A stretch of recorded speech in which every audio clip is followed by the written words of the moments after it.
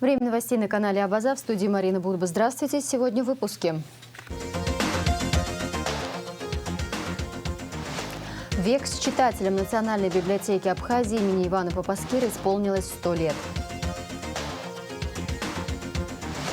Абхазские футболисты смогут выступать за питерский клуб «Зенит». Академия «Зенит» открылась в Абхазии. В творчестве, раскрывая саму жизнь, 1 декабря 2020 года в республике стартовал конкурс «Серебряное перо». Депутаты Народного собрания парламента Абхазии на своем заседании в среду, 31 марта, рассмотрят проекты закона о республиканском бюджете на 2021 год, о внесении изменений в закон о декларировании доходов, расходов, имущества и обязательств имущественного характера государственными служащими и депутатами. Рассмотрят предложенные президентом законопроекты по борьбе с незаконной добычей криптовалюты, а также ряд других вопросов. За весомый вклад в укрепление и развитие братских отношений между народами Приднестровской Молдавской Республики и Республики Абхазии и в связи с 75-летием со дня рождения спикер Народного собрания парламента Республики Абхазия Валерий Кварчи указом президента Приднестровской Молдавской Республики Вадима Красносельского награжден орденом почета. Орден Валерию Кварчи вручил глава официального представительства ПМР в Республике Абхазия Гарри Купалба. Спикер выразил благодарность руководству Приднестровья за столь высокую награду. Между нашими государствами уже давно сложились дружественные отношения, в том числе и в рамках Содружества за демократию и права народов. И я уверен, что и в дальнейшем мы будем их развивать на благо наших стран, сказал Валерий Кварчи. О внешней политике, на выработке и согласовании совместного документа о международных гарантиях неприменения силы сосредоточено основное внимание. 25-26 марта в Женеве состоялся 52-й раунд международных женевских дискуссий по безопасности и стабильности в Закавказье. Представители Республики Абхазия предложили новый вариант текста устного совместного заявления, однако грузинская сторона вновь отказалась реагировать на очередное предложение абхазской стороны по ключевому вопросу повестки дня. Кроме того, в ходе встречи абхазская сторона выразила свою серьезную озабоченность в связи с углублением военно-технического сотрудничества Грузии с США и НАТО. Было подчеркнуто, что продолжающееся наращивание военного потенциала Грузии может привести к непредсказуемым последствиям и способно спровоцировать новую эскалацию напряженности в регионе, в связи с чем абхазская сторона подтвердила свои намерения продолжать развитие и укрепление военного и технического сотрудничества с Российской Федерацией. По итогам встречи стороны решили продолжить обсуждение актуальных вопросов на предстоящем раунде. Проведение следующего 53-го раунда международных женевских дискуссий по безопасности и стабильности в Закавказье намечено на 29-30 июня 2021 года. Между тем, Министерство иностранных дел России выступило с сообщением о проведенных консультациях по безопасности и стабильности в Закавказье. Российская, абхазская и юго-осетинская стороны призвали сконцентрировать усилия на решении главной задачи женевских дискуссий – обеспечения прочной и надежной безопасности на Южном Кавказе. Россия и ее союзники исходят из того, что достижение этой стратегической цели невозможно без заключения юридически обязывающего соглашения о неприменении силы между Тбилиси с одной стороны и Сухумом и Цхинвалом с другой. Именно эта практическая мера стала бы весомым вкладом в создание стабильности и безопасной обстановки в приграничье и регионе в целом. Императивность такого документа продиктована в том числе возросшей военно-политической активностью США и НАТО в Закавказье, включая планы форсированной интеграции Грузии в Организации Североатлантического договора, отмечается в частности в сообщении МИД Российской Федерации.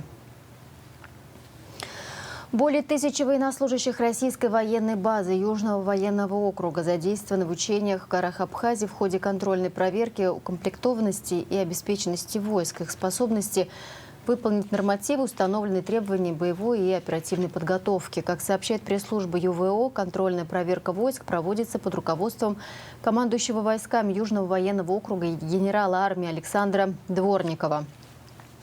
К ней привлекаются войска всех объединений округа, в том числе Черноморского флота и Каспийской флотилии.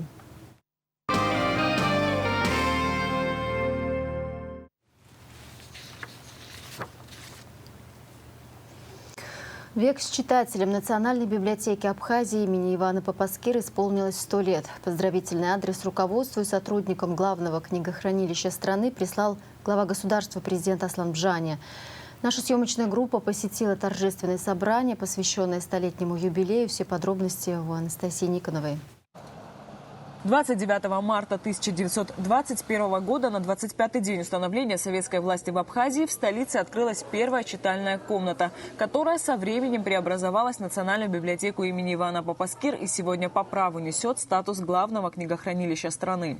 Вот с читальной комнаты 21 года мы выросли сегодня до уровня Национальной библиотеки, которая стала главным хранилищем страны и обладателем наследия документов печати. За 100 лет в Национальной библиотеке Абхазии сменилось 5 руководителей.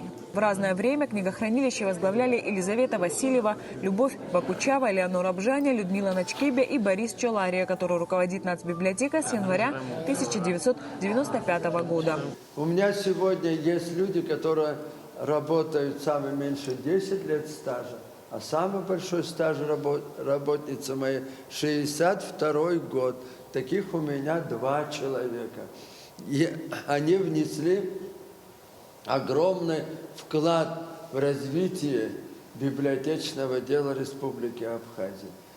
Мы сегодня, отмечая эту дату, вы знаете, у нас фонд универсальный. Я думаю, читатели не обиделись, что мы здесь представили только абхазская книга за 108 лет. Она в разных направлениях. Ну, конечно, мы не обошлись редкими изданиями, которые в хранилище, которые имеют особый доступ. Мы там внутри его оставили. Сегодня Национальная библиотека страны ни оснащением, ни содержанием книжного фонда не уступает многим современным библиотекам дальнего и ближнего зарубежья. К столетнему юбилею коллектив создал каталог фонда. Более того, активно идет оцифровка изданий. Сегодня можно сказать о том, что библиотека стала современным, с технологией библиотечного дела уже внедрены. Мы уже даже оцифровываем документы печати абхазских изданий.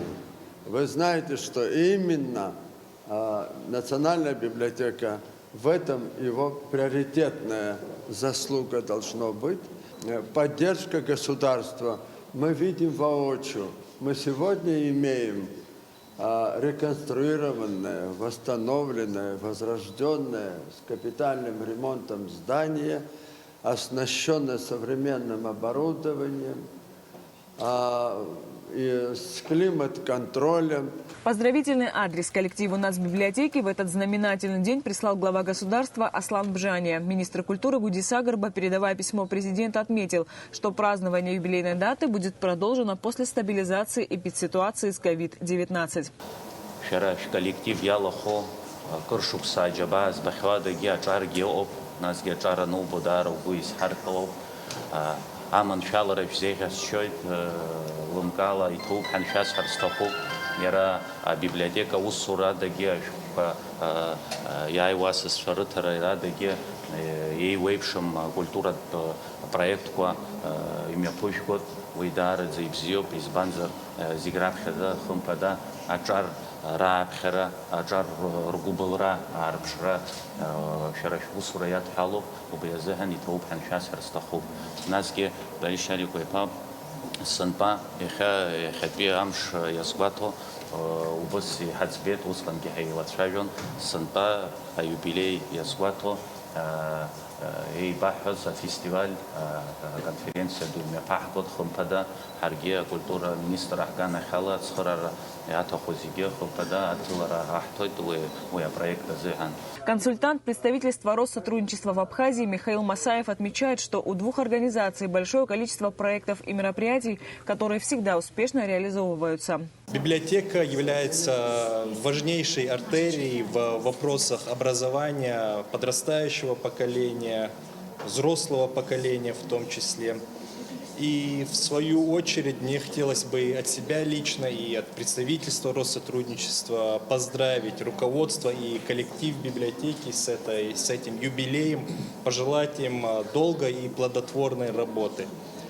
Хочется также отметить, что, как Борис Шалькович уже сказал, представительство Россотрудничества в Абхазии на протяжении уже долгого времени, многих лет тесно сотрудничает с библиотекой имени Попаских. У нас большое количество совместных мероприятий, проектов.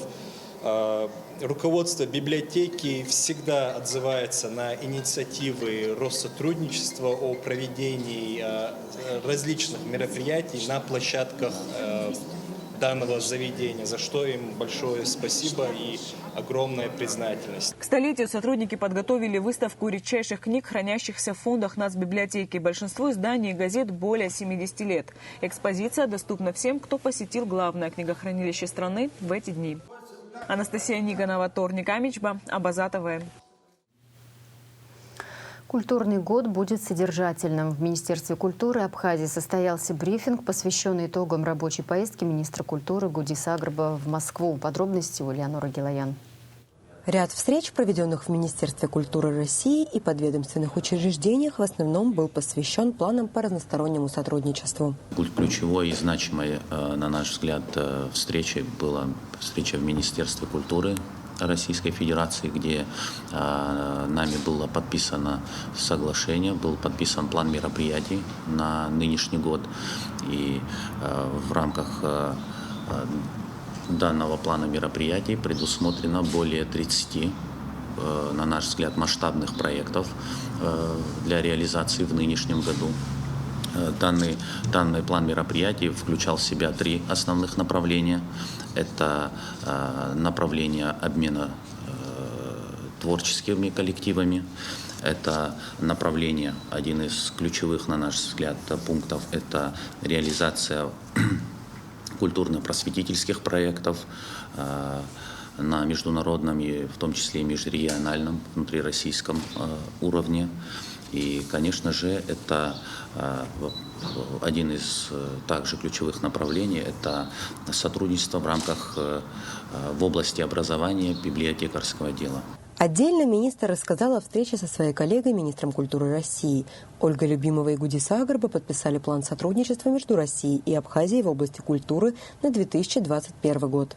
Нам удалось в личной беседе построить наш диалог таким образом, помимо, конечно же, обсуждения общей стратегии сотрудничества, нам удалось обсудить более конкретные проекты.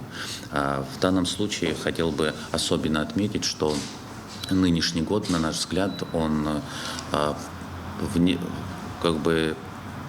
несмотря на известные нам события, связанные с пандемией, крайними ограничениями, как вам известно, прошлый год у нас был, к сожалению, очень сложным, и не только для Министерства культуры, и в целом для всех жителей страны. Но, несмотря на это, мы наблюдаем улучшение ситуации, и, несмотря на данную ситуацию, в нынешнем году, на наш взгляд, в области культуры будет год очень насыщенным и содержательным. В рамках двустороннего культурного сотрудничества в мае 2021 запланировано проведение в республике концертов Государственного академического ансамбля народного танца имени Игоря Моисеева, выступление Государственного русского театра драмы имени Фазилия Искандера со спектаклем «Кровавая свадьба» в рамках открытия Международного театрального фестиваля стран СНГ и Балтии встречи в России в Санкт-Петербурге и многое другое. Отдельно Гудиса Агрба остановился на встрече в Департаменте культурного наследия Москвы. Департамент охраны памятников города Москвы будет оказывать всяческое содействие деятельности Министерства культуры и, в частности, нашему департаменту охраны памятников и историко-культурного наследия.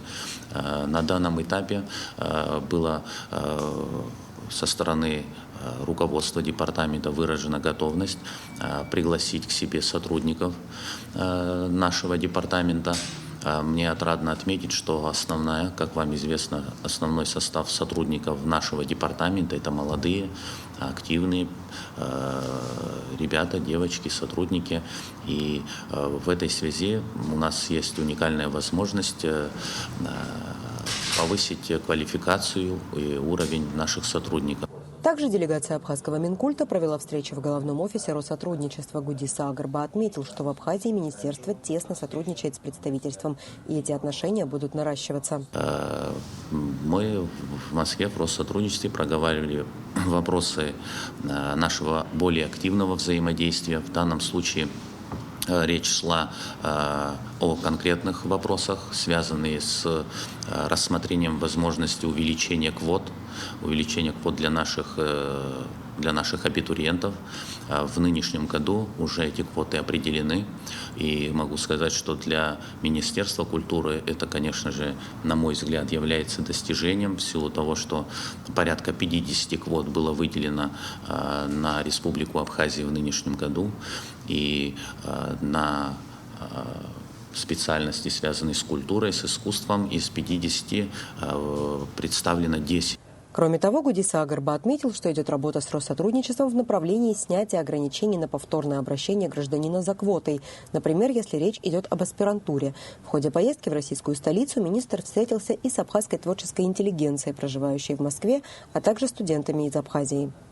Элеонора Гилаян, Рамо Камке, Абаза ТВ. Изъято наркотическое средство метадон в особо крупном размере. Слово нашим коллегам из пресс-службы МВД Абхазии.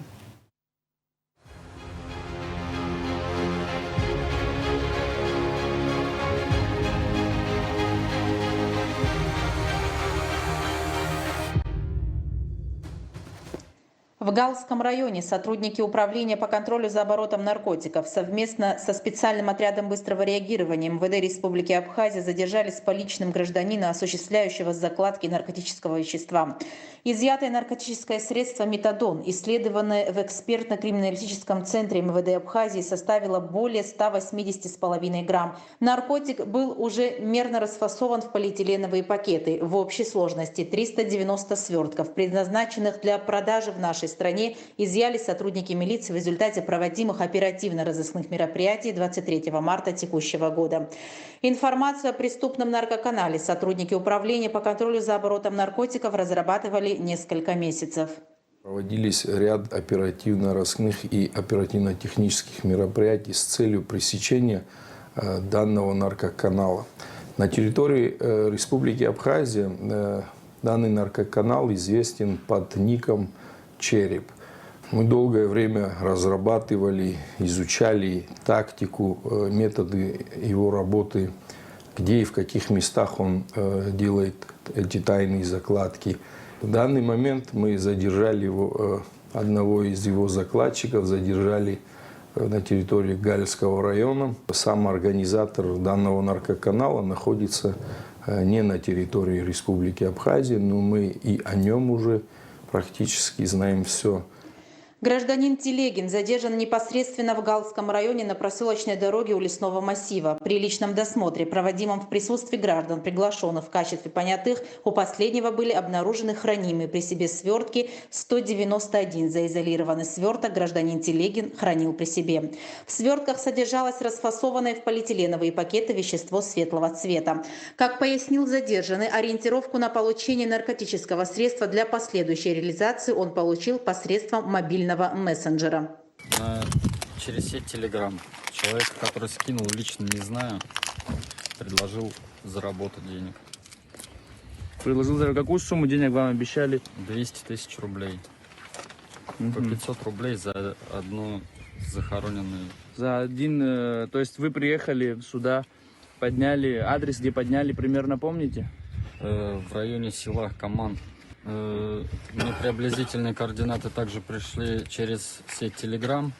вот в этот район. И я приехал сюда, здесь раскладывать, только вот приступил на.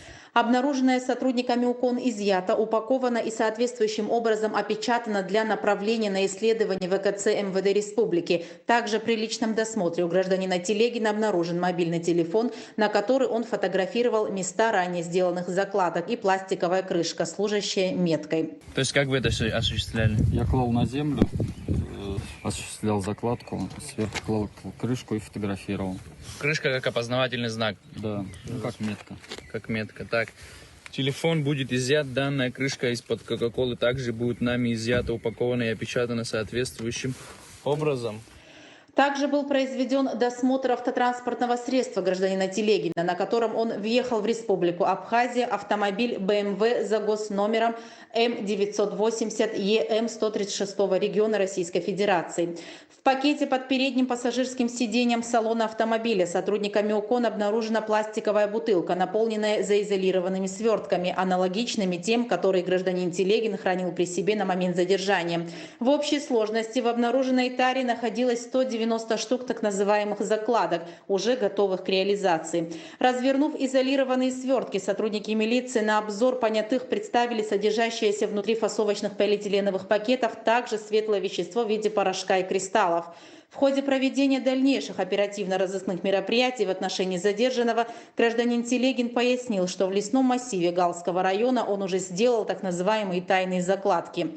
При обследовании данного участка местности, примерно в 100 метрах от проселочной дороги, в присутствии понятых, мужчина указал, где спрятал сверток с наркотическим веществом. Фотография с мобильного телефона гражданина Телегина. Это вы фотографии когда делали? Сегодня? Да. Здесь точная дата стоит и время? Наверное, да.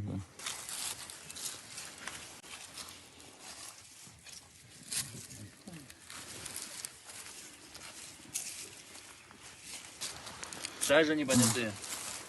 Обратите внимание. Изолированный сверток, внутри него полиэтиленовый пакет. Внутри полиэтиленового пакета еще один пакет. Видите, вещество. Аналогичное вещество, которое было изъято в ходе личного досмотра и обследования транспортного средства. Исследуя все адреса ранее сделанных гражданином Телегином тайных закладок, расположенные всего лишь в нескольких метрах друг от друга, сотрудники УКОН МВД изъяли еще 8 свертков с аналогично расфасованным наркотическим средством. Стоимость данного наркотического вещества составляет более 10 миллионов рублей. Это порядка 2000 доз. На черном рынке это очень огромная партия считается. И мы, можно так сказать, нанесли серьезный ущерб наркоторговцам, серьезный удар по ним. Управление по контролю за оборотом наркотиков постоянно занимается сбором информации и противодействуем мы ввозу на территорию Республики Абхазия наркотиков. Наши сотрудники работают в этом направлении и днем, и ночью, то есть работа не прекращается. Астамур Пачали отметил, что в отношении непосредственно поставщика наркотического средства, в отношении которого УКОН МВД Абхазии уже обладает оперативными данными, намечена совместная работа с коллегами из МВД России. В отношении Германа Телегина 26 марта возбуждено уголовное дело по признакам преступления, предусмотренного пунктом В части 3 статьи 224 Уголовного кодекса Республики Абхазия. Последнему вменяется незаконное хранение, перевозка с целью сбыта, а равно сбыт наркотических средств в особо крупном размере. Расследование проводит Следственное управление Министерства внутренних дел Республики Абхазия. Сухумский городской суд взял под домашний арест Дениса Ковы. 27 марта Сухумский городской суд под председательством судьи Зарины Габеевой отказал в заключении под стражу в отношении подозреваемого Дениса Ковы, арест которого и спрашивался Генеральной прокуратурой республики. По версии предварительного следствия, Денис Кова, являясь ответственным по осуществлению технического надзора при строительстве коттеджного поселка для репатриантов в селе Мачара Гулрыбского района, совместно с экс-министром по репатриации Бесланом Дбар и директором Ремстрой-2012 Амираном Лакербая путем составления поддельных исполнительных документов о якобы произведенных строительных работах похитили 25 миллионов 256 тысяч 598 рублей. Согласно постановлению суда, Денису Кову избрана мера пресечения в виде домашнего ареста сроком на 2 месяца, то есть до 23 мая 2021 года. Постановление Сухумского городского суда в отношении Дениса Кова в течение 3 суток с момента провозглашения может быть обжаловано сторонами в Кассационную коллегию по уголовным делам Верховного суда.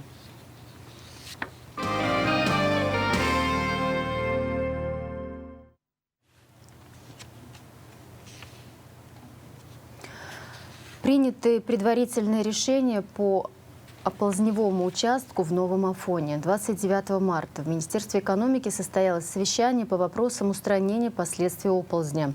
По заключению управления по землепользованию и кадастру основная причина возникновения оползня на этом участке – вода, из-за которой происходит химическое и механическое вымывание грунтов. Необходимо планировать проект системы водоотвода. Специалисты сошлись во мнении, что для определения дальнейших действий необходимо провести комплекс проектно-изыскательных работ, включая гидрогеологию. УКСу поручено к 31 марта направить в Министерство экономики предложение по проведению соответствующих работ с целью определения стоимости и сроков их реализации. Параллельно вице-премьер поручила подготовить проект укрепительного сооружения на частном земельном участке семьи Аргун по дороге в селе Анхуа. Согласно сообщению оперативного штаба, за 28 марта тестирование на коронавирусную инфекцию проведено у 160 человек. Диагноз COVID-19 подтвержден у 45 из них. Общее число выявленных заболевших коронавирусом составляет 13 363 человека. Зарегистрировано 211 летальных случаев. Выздоровели 12 852 человека. Министерство здравоохранения России зарегистрировало вакцину от коронавирусной инфекции «Спутник Лайт», разработанную в Национальном исследовательском центре эпидемиологии и микробиологии имени Гамалей совместно с Российским фондом прямых инвестиций на хорошо изученной платформе аденовирусных векторов человека, сообщает РИА Новости. Препарат в понедельник, 29 марта, внесли в реестр лекарственных средств. Глава Российского фонда прямых инвестиций Кирилл Дмитриев заявил, что «Спутник Лайт» в основном ориентирован на внешние рынки, где есть сильные эпидемические очаги. В России же вакцинация продолжится двухкомпонентным спутником ВИ. Прием граждан в консульском отделе посольства России в Абхазии 1 апреля будет производиться до 13:00. С 14:00 будет закрыт. Об этом сообщается в твиттер-аккаунте посольства. Отмечается, что выдача готовых 5-летних паспортов в этот день осуществляться не будет. Сотрудники посольства обратились с просьбой к посетителям подходить на прием не позднее 12:00 для подачи анкет на 5-летние загранпаспорта. Ранее посольство России в Абхазии опубликовало график приема анкет на оформление 5- и 10-летних загранпаспортов, который будет действовать с 1 апреля 2021 года. Политическая партия «Народный фронт Абхазии» выступает за немедленное вступление в силу закона о декларировании доходов, расходов, имущества и обязательств имущественного характера государственными служащими и депутатами. Об этом говорится в распространенном заявлении НФА. Политсовет партии «Народный фронт Абхазии» призывает парламентариев не накалять общественную ситуацию в стране и начать исполнять закон о декларировании. Реальный шанс обрести профессию. Международная организация программы развития ООН в рамках программы поддержки гражданского общества, являющейся совместной инициативой ЕС и ПРООН, финансирует более 25 проектов, реализуемых в Абхазии. Все эти проекты носят социальный характер и направлены на улучшение условий жизни незащищенных слоев населения. Один из них реализуется в Ичимчире общественной организации «Абжуйские женщины». О сути проекта и его получателях подробно в репортаже Марианны Котовой. Цаца Минаева живет в селе Ачгуара. 3 раза в неделю она и еще 15 девушек из разных сел Ичимчирского района приезжают в Ичимчирский дом юношества на обучающие курсы. 4 из них учатся шить. Каждая из этих девушек рано вышла замуж и не успела освоить какую-либо профессию. Теперь у них есть шанс приобрести навыки, которые можно монетизировать. В деревне просят то платье шить, то брюки, то укоротить, то как-то, не знаю. Какие-то копейки будут, надеюсь. За это хочу выучить снат. Проект помогает не только обучающимся, но и обучающим. Мастер кройки и шитья, или, как говорят теперь, тренер, Флора Цквитишвили уже не в состоянии брать заказы. Возраст уже не тот, но проект позволяет ей зарабатывать, обучая швейному мастерству. Но эти проекты очень хорошие. Хоть нам ждем, хоть что-то будет, что зарплата есть. У меня не было работы после войны. Вот, и мне позвали, и мне после этого уже 15 лет работаю. Надеюсь, большинство на это. Другая четверка студенток – совсем молодые девушки. Они проходят обучение ногтевому дизайну. Сегодня это считается одним из самых перспективных направлений в бьюти-индустрии. Как рассказывает мастер маникюра Сабина Кочева, она ни разу не пожалела, что обучилась этому ремеслу. Сейчас я работаю здесь, я сама живу в Очимчирском районе, работаю здесь, привожу ребенка, занимаюсь своей любимой работой, успеваю и с ребенком, и за своей работой, Мне это нравится, я довольна. Я не жалею, что, например, начала этим заниматься. Сабина училась в Сухуме, но жители районов ничуть не меньше любят и нуждаются в том, чтобы наводить красоту. По ее словам, она ничуть не переживает, что обучает конкуренток. По ее словам, каждый мастер найдет своего клиента. Если человеку это интересно, если ему этим хочется заниматься, то у каждого мастера найдутся свои клиенты, что он может себе набрать определенное количество клиентов и может спокойно зарабатывать и в свое удовольствие работать и получать от этого, конечно, прибыль. А мастер парикмахерского искусства Сырма Кутелия даже мечтает воспитать себе достойную замену. Девушка начала работать в 16 лет. Спустя 15 лет она мечтает о роли домохозяйки. 15 лет уже хочется, чтобы вырастить такую девочку, которая меня заменит, и вот чтобы я гордилась, говорила, вот это она моя ученица. Уже, наверное, нет, уже хочется и дома сесть, быть уже домохозяйкой, побывать уже в ихней, как это говорится, шкуре. Профессия далась Сырме не так легко, но быть парикмахером она мечтала с детства, и ради этого несколько лет жила в Сухуме. Ну как начал? Меня никто не брал. В 16 лет очень редко, когда берут парикмахером. В основном брали девочкой, которая туда-сюда бегает. Но я добилась того, что меня все-таки взяли парикмахером. Начала работать, но не выдержала жить в столице. Приехала домой, начала здесь работать. И уже 15 лет здесь нахожусь. Вышла замуж здесь же и живу здесь. Сегодня она обучает своих ровесниц, и даже тех, кто старше нее. По словам девушки, возраст в этом деле не помеха, даже наоборот, говорит Сырма. Ну, девочки у меня в основном не молоденькие, ну совсем не молоденькие. И они переживают больше, чем когда ты молоденькая, ты так особо не боишься. Они бедные боятся, у них руки дрожат. Иногда, правда, все, не можем, убежим, ничего не получится, но, слава богу, получается все. Все эти девушки из разных сел. Когда они окончат курсы и получат сертификаты, то станут практически дипломированными специалистами и смогут уже не по-соседски стричь знакомых бесплатно, а открывать свои салоны. Как, например, мечтает Лолита Булескерия. Я сама дома пыталась их стричь и постепенно смотрела, когда их стригут в салоне, и научилась. И для себя я решила, что должна научиться стать парикмахером, чтобы открыть свой салон. Если получится, конечно. Еще одна четверка студенток обучается кулинарии в Галском техникуме. Но все 16 девушек проходят компьютерные курсы. Во-первых, знание компьютера необходимо в любой работе и существенно увеличит шансы при трудоустройстве. А во-вторых, этот навык необходим, чтобы помогать детям в учебе. Каждый из них сможет преподать дома и помочь в работе в домашних условиях, особенно в связи с пандемией, это очень актуально. Помогать своему ребенку дома. Ну и в будущем это при возможности на выход на работу. Сегодня компьютерные знания очень важны и нужны. Проект, в рамках которого проводятся курсы, называется «Помоги женщине сохранить семью». По словам председателя общественной организации «Абжуйские женщины» Аллы Пурцхологлы, название отражает положение и потребности женщин, живущих в Восточной Абхазии. Они поднимут свою социальную значимость в своей общине и будут работать, не отходя далеко от семьи. В селах, Очимчирского района Пакващ, Баслах, Губ, Акуаскя и Ачигвара будут женщины, которые шьют, стригут, делают ногти, маникюр и кулинары. Но чтобы женщина себя более свободно чувствовала, была экономически независима, она могла свои деньги потратить на свою семью, на себя спокойно. Руководители общественной организации сделали все, чтобы у женщин была возможность освоить профессию. Поэтому оплачивается не только обучение, но и дорога до Очимчира и обратно домой. Они добираются на автобусах. Оплату мы помогаем им произвести.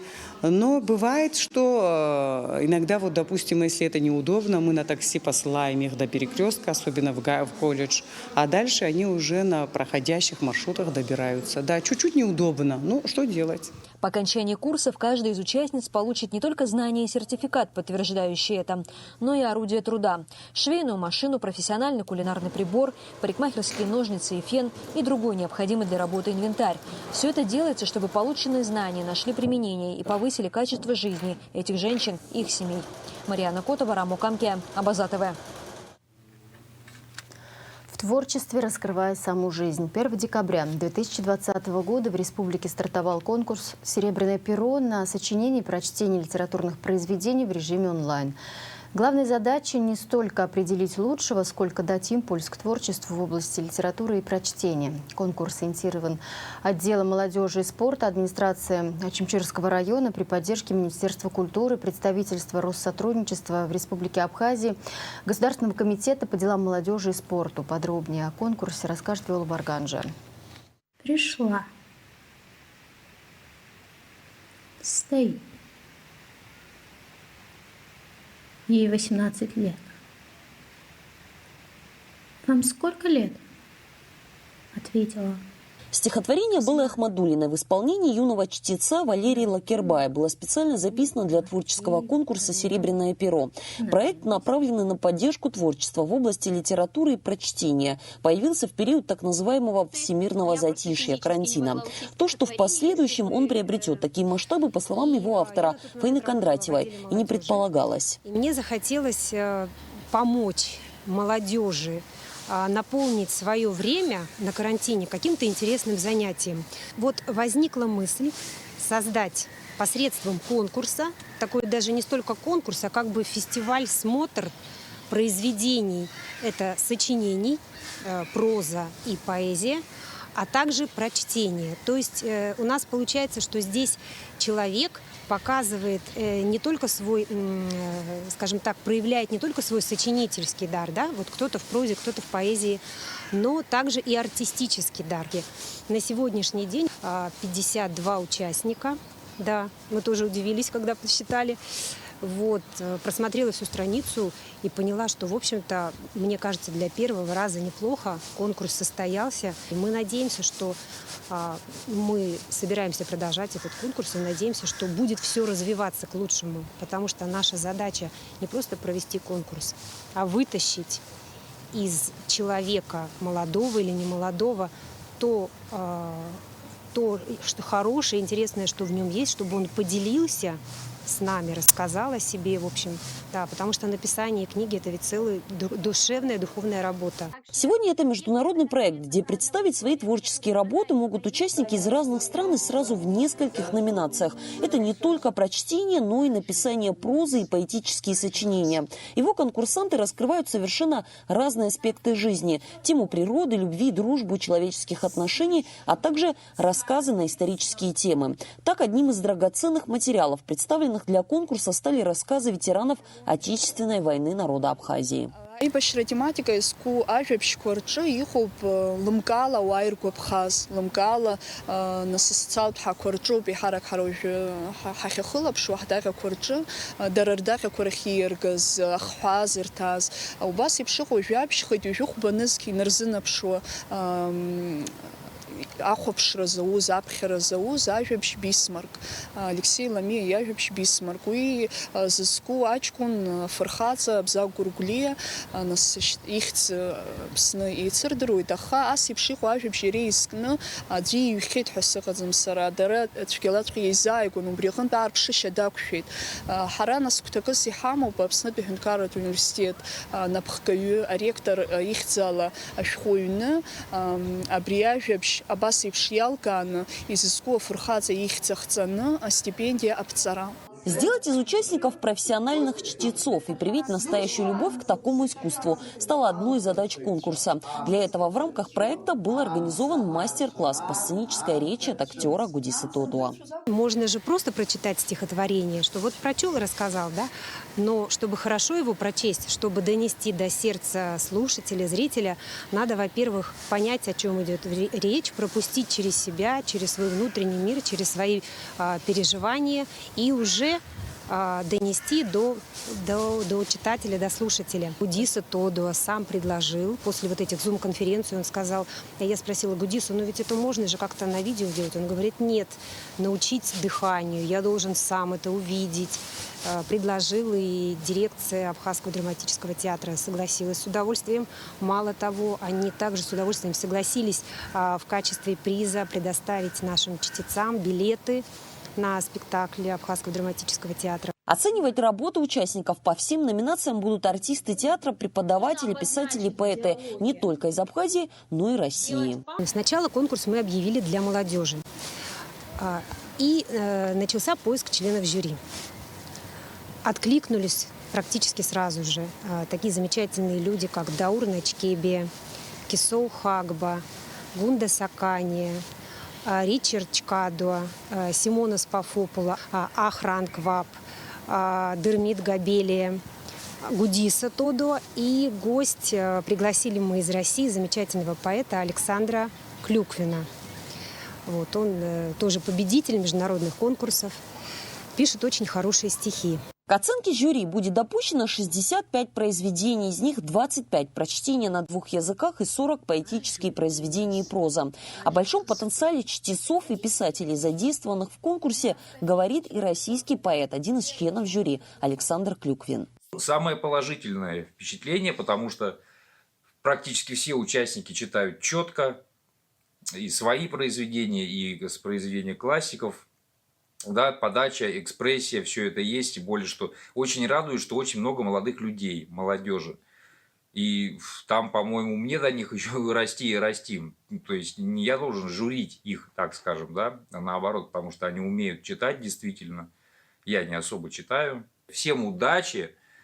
И конкурс я хочу, чтобы был на постоянной основе. География его расширялась и становилось больше участников. Творческий конкурс «Серебряное перо» стартовал 1 декабря 2020 года. 1 апреля сего года прием заявок на участие будет приостановлен. До этого прислать свою работу на почту конкурса может каждый желающий в возрасте от 12 лет и старше. По итогам творческого мероприятия победители получат призы и дипломы, а лучшие работы будут опубликованы в журнале «Алашара». Виола Барганжа, Торни Камичпа, Абазатовая. Отправить свои творческие работы на конкурс «Серебряное перо», пока есть время, до 1 апреля, можно на почту serpero@bk.ru. Голос театра впервые прозвучал на набережной столицы в ознаменовании Международного дня театра. В проекте собраны как архивные национальные музыкальные произведения, так и вновь записанные абхазские стихотворения в прочтении артистов Абхазского государственного драматического театра. Ежедневно во время перерыва с часу до 2 сухумцы смогут насладиться приятными слуху мотивами, а гости столицы ощутить национальный колорит. Материалы из Ганы Анхау и Хацбейт и Хахцарца проект театр Абжи. Из Ахаз Гидары Иргуабхет Исычны садк, а садк и наркны Иван, заварпс, ныршир, хоть корыма на обшахая ныку, а театр Абжира хархта хуб. Яхей шахауэ та женралаква, назге ашаква, урта ашаква, баша шаквадзам, ара и шахадзом айстрадат шаква, ари ашаква Иван Шамба и Япица за ансамбль Уарада Апсва театра Эйчка за ансамбль Раша Короб. Харехта хуб ахва икун хозиги традиция с япырцарц и сычны асата казы, а театр Айгуара Казара изванзара Рейша Хауэт Шхатубызша Ашаква Аженрала Кошкуштызхша. О том, как удалось реализовать проект и как восприняли такую идею горожане, в репортаже Астанды Отербы после выпуска новостей. Кинотеатральная версия спектакля «Русдрама» по известной кавказской повести Льва Толстого «Хаджимурат» в постановке от Гураковой получила гран-при онлайн-фестиваля «Ангажмент» в Сочи. Участие в онлайн-фестивале Государственный русский театр драмы имени Искандера принял при содействии администрации города Сухум. Союз журналистов Республики Абхазия поздравляет заслуженного журналиста Республики Абхазия, главного редактора газеты «Республика Абхазия» Юрия Артемовича Кураску с 70-летним юбилеем. В поздравлении за подписью председатель Союза журналистов Руслана Хашик, в частности, отмечается: в журналистику Юрий Кураску пришел 30 лет назад, и он принял участие в выходе в сентябре 1991 года первого номера, созданной Владиславом Мардиновым газеты «Республика Абхазия». С тех пор он работает в ней, прошел путь от руководителя рекламного отдела до главного редактора газеты «Республика Абхазия». Работу в газете Юрий Кураску успешно сочетает со спортивной деятельностью. Обладатель черного пояса, 4-й дан стиля карате до шатакан, он воспитал немало каратистов, также обладателей черных поясов. Спорт. Абхазские футболисты смогут выступать за питерский клуб «Зенит». Академия футбольного клуба «Зенит» открылась в Абхазии. Торжественное открытие состоялось в Государственной филармонии 27 марта. Для этого в Абхазию приехали руководители футбольного клуба «Зенит» Санкт-Петербург, председатель Совета директоров клуба Елена Илюхина, генеральный директор «Зенита» Александр Медведев, его заместитель Максим Погорелов и директор Центра повышения квалификации тренеров футбольного клуба «Зенит» Сергей Морозов. На церемонии присутствовал президент Абхазии Аслан Бжаня, мэр Сухума Бесланышба, футбольная общественность. Тему продолжит Надежда Боровикова. Торжественное открытие филиала детско-юношеской академии футбольного клуба «Зенит» в Абхазии состоялось в Государственной филармонии имени Рождена Гумба. Отделения академии уже открыты в Новом Афоне и Сухуме. В дальнейшем планируется охватить также Гагру и Гудауту. Набирают в команду местных детей с 6 до 13 лет. Кроме того, российские воспитанники «Зенита» будут регулярно приезжать на сборы. Первым со сцены Госфилармонии гостей из Санкт-Петербурга поблагодарил председатель Госкомитета по делам молодежи и спорту Джемал Губас. Это продвижение наших идей, здоровья, прежде всего, которое даст нашим детям. И мы благодарим еще раз руководство Санкт-Петербурга в такое время, мировой кризис, пандемии, что они помогают нашей стране и нашим детям. Генеральный директор футбольного клуба «Зенит» Александр Медведев приветствовал присутствующих и отдельно обратился к молодым футболистам. Когда мы открываем академию, мы верим, что из вас вырастут и хорошие спортсмены, и, самое главное, хорошие люди, подчеркнул Александр Медведев. Мне посчастливилось сидеть рядом с уважаемым господином президентом и легендой мирового футбола Георгия Сичинава, который вот сидит в Я вот советую мальчишкам посмотреть, как выступала сборная Советского Союза на чемпионате мира по футболу 1966 года. Посмотрите, потому что это был великий футбол. Наша сборная играла в полуфинале против немцев в меньшинстве, но боролась до последней минуты и почти спасла матч. И из этих кадров вы можете многому научиться. Президент Национального олимпийского комитета Абхазии Валерий Аршба признался, что в Абхазии болеет за «Динамо Сухум», в России за «Зенит», а в мире за «Челси». Кроме того, Валерий Аршба упомянул, что первая футбольная команда в Абхазии была создана 113 лет назад, и в истории абхазского футбола было немало славных страниц. «Динамо Сухум» в 1989 году вышла в первую лигу чемпионата Советского Союза. Но, к сожалению, тогда были политические события, которые разделили команду. Но все равно, благодаря старшему тренеру Долматову и тренеру Юрию Логуа, была создана мощная команда, которая в чемпионате СССР заняла 12 место. 38 игр провела, в 14 выиграла, в 8 была ничья, в 14 проиграла, заняла 12 место. Но тогда «Зенит» Ленинград назывался, он был ниже, чем «Динамо Сухум». Хочу вам напомнить. Вот уже 10 дней в Абхазии на сборах находятся 200 воспитанников детско-юношеской академии «Зенит». В будущем клуб планирует проводить такие сборы несколько раз в год. Вместе с тем у абхазских детей появится возможность выступать за питерский «Зенит». Тарач Хагба, как президент Федерации футбола Абхазии, обещал сделать все возможное, чтобы это сотрудничество было комфортным. Открытие Академии футбольного клуба «Зенит» на территории Абхазии напрямую способствует развитию нашего абхазского футбола. И, конечно же, от лица футбольного сообщества, Федерации футбола хочется поблагодарить за доверие, оказанное нам представителям футбольного клуба «Зенит». Спасибо вам большое. На сцене для гостей мероприятия выступали артисты государственного ансамбля народного танца «Кавказ» и юные танцоры ансамбля «Абаза». В конце церемонии футболисты питерской команды подарили абхазским воспитанникам академии футболки с логотипом «Зенит». Надежда Боровикова, Торник Амичба, Абаза ТВ. Амина Анжба выиграла в парном разряде турнир ITF в Аргентине. 27 марта в Буэнос-Айресе завершился турнир по теннису среди женщин. Амина Анжба в паре с Панной Удварди из Венгрии выиграла турнир ITF в Аргентине. Амина Анжба занимает 335 место в рейтинге женской теннисной ассоциации. Теннисистке 21 год, с 15 лет играет в соревнованиях категории ITF. В 2016 году выиграла чемпионат Европы среди юниоров. В завершении выпуска прогноз погоды.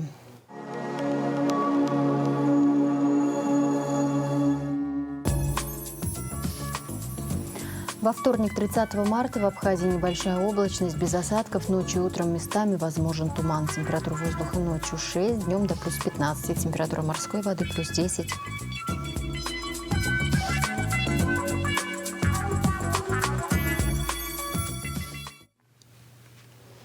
На этом пока все. За развитием событий следите вместе с нами на сайте abaza.tv. До встречи.